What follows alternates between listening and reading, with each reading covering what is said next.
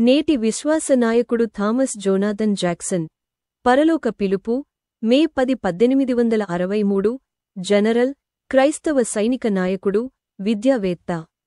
Thomas Jonathan Stonewall Jackson 1824 నుండి 1863 ఒక ప్రసిద్ధ కాన్ఫెడరేట్ జనరల్గాను, సైనిక నైపుణ్యంతో పాటు దృఢమైన క్రైస్తవ విశ్వాసంతోనూ చరిత్రలో నిలిచిపోయారు. అమెరికా పౌరయుద్ధం సమయంలో ఈయన ధైర్యవంతమైన నాయకత్వం ప్రత్యేకంగా గుర్తింపు పొందింది.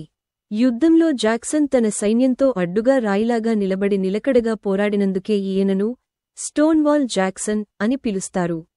జాక్సన్ 1824 జనవరి 21న వర్జీనియాలోని క్లార్క్స్బర్గ్లో జన్మించాడు. ఈయన జూలియా, జోనాథన్ జాక్సన్ దంపతులకు జన్మించిన మూడవ సంతానం. చిన్న వయసులోనే తండ్రి, సోదరి టైఫాయిడ్ కారణంగా మరణించగా, తరువాత తల్లి కూడా మరణించారు. ఇలా అనేక కష్టాలను ఎదుర్కొంటూ, వేరువేరు బంధువుల వద్ద నివసిస్తూ, చివరకు జాక్సన్ మిల్లో ప్రదేశములో తన అంకుల్ వద్ద స్థిరపడ్డాడు. అక్కడ కష్టపడుతూ రాత్రిళ్లు చదువుకుని, తనను తానే అభివృద్ధి చేసుకున్నాడు. అంతేకాకుండా ఒక బానిసకు రహస్యంగా విద్యను బోధించడం ద్వారా తన సహానుభూతి చూపించాడు. 1842లో జాక్సన్ను అమెరికా మిలిటరీ అకాడమీ అయిన వెస్ట్ పాయింట్లో చేర్చుకున్నారు. విద్యా నేపథ్యం బలహీనంగా ఉన్నప్పటికీ, కృషితోనే 1846లో 17వ ర్యాంకుతో పట్టభద్రుడయ్యాడు. మెక్సికన్, అమెరికన్ యుద్ధంలో పాల్గొని రెండుసార్లు పదోన్నతిని పొందాడు. ఈ సమయంలో ఈయన నైతిక స్థిరత్వం, ధైర్యసాహసాలు గుర్తింపు పొందాయి.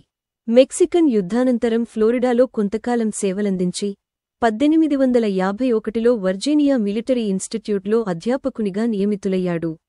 ఈయన బోధనాశైలి కఠినంగా ఉండి విద్యార్థులకు నచ్చకపోయినప్పటికీ, తన బాధ్యతకు నిబద్ధుడయ్యాడు. జాక్సన్ దాస్య వ్యవస్థను పూర్తిగా వ్యతిరేకించకపోయినప్పటికీ, దాసుల పట్ల దయామయంగా ప్రవర్తించాడు. ఆఫ్రికన్ అమెరికన్లకు ఆదివారం పాఠశాలను ప్రారంభించి, మానవతా దృష్టితో పనిచేశాడు. పౌరయుద్ధం సమయంలో జాక్సన్ అనేక విజయాలను సాధించాడు.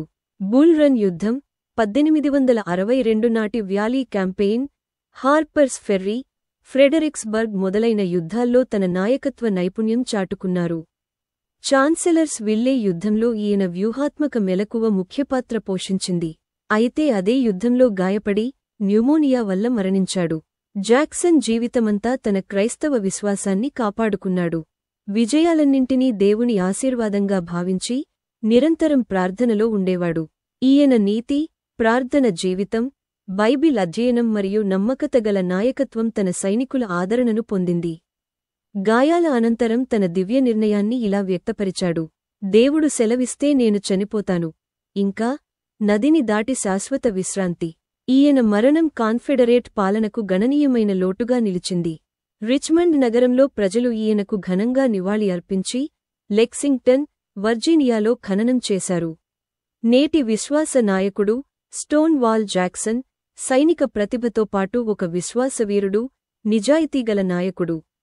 నిగ్రహమైన జీవితంతో ఉదాహరణగా నిలిచాడు.